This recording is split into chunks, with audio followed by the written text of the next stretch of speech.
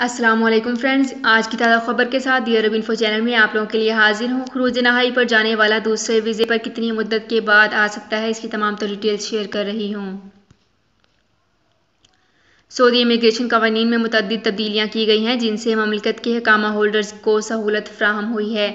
नए ज़वाबित के तहत ऐसे अकामा होल्डर्स जो ममलिकत से खरूज ओहदा यानी एग्जिटरी एंट्री वीज़े पर गए हों, इनके लिए वीज़ों और अकामे की मुद्दत में तोसी कराई जा सकती है।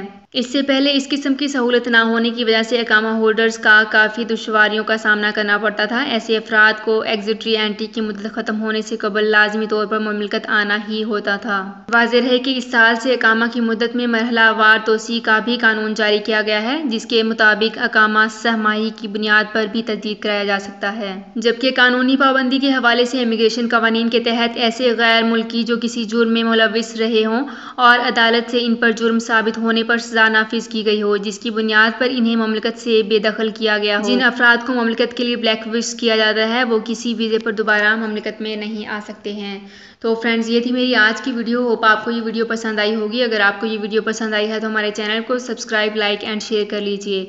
तो फ्रेंड्स, मिलते हैं एक नई वीडियो में एक बिल्कुल नई अपडेट के साथ। अपना बहुत ख्याल रखिएगा। अल्लाह हाफिज़।